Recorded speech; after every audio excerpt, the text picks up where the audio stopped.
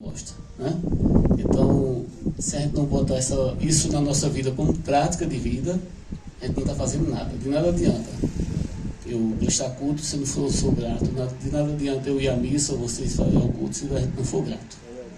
Sabemos também que a Eliane passou por essa dificuldade, por esse momento de provação, mas que tudo tem um propósito, né? Porque uma coisa é certa, a gente não cresce quando a gente está na comodidade. A gente cresce nos desafios. Os desafios vêm para a gente crescer.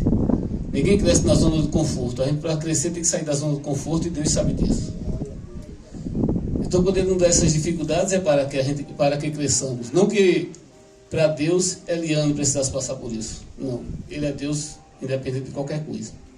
A gente sabe que quando Deus mandou Abraão subir o morro, subiu a montanha e dar em sacrifício seu filho Isaque, era para pôr Abraão à prova. Mas será que Deus precisava pôr Abraão à prova? Será que ele não sabia o coração de Abraão muito antes de Abraão nascer? Mas se isso não tivesse acontecido, quem aqui saberia a história de Abraão? Né, pastor? Será que Deus precisava tirar tudo de Jó e dar aquela doença a Jó para provar? Porque está na Bíblia, nas Santas Escrituras, que o diabo dizia que Jó não faria aquilo, que é muito fácil te louvar com a riqueza que ele tem, com a boa vida que ele tem, com a saúde que ele tem, com todos os bens que ele tem. E Deus disse, vou tirar tudo dele.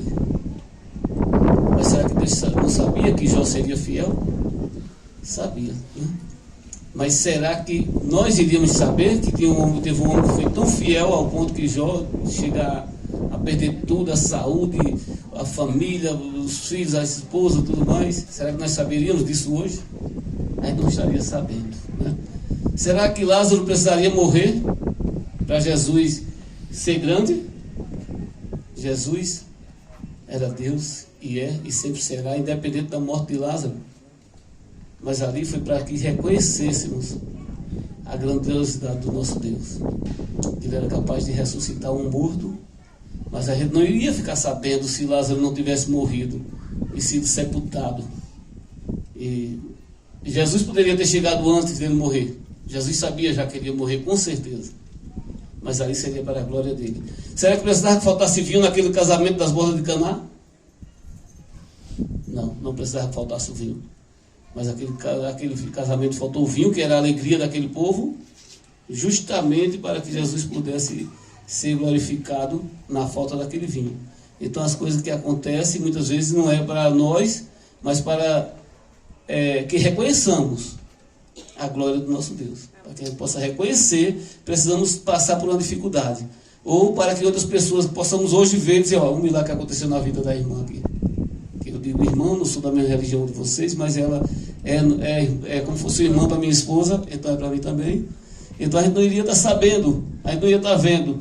E a gente tem que saber que os milagres ainda continuam a acontecer. Não só existiu um milagre naquela época, ainda hoje existiu. Esse aqui é um milagre vivo, um milagre que a gente pôde presenciar no nosso tempo, um milagre contemporâneo, né? Mas não é que toda a dor que ela passou, todo o sofrimento fosse em vão. Serve para que possamos olhar e dizer, nós temos um Deus que cura, né? Nós temos um Deus que cura. E para a irmã serviu pode ser que tenha servido para ela se aproximar ainda mais de Deus. Eu não sei como é que a relação dela com Deus, mas pode ter sido. Mas que também serve para a gente olhar e dizer, Deus realmente ele age. Nosso Deus ainda continua a agir. Ele continua sendo Deus e ele será eternamente. Amém.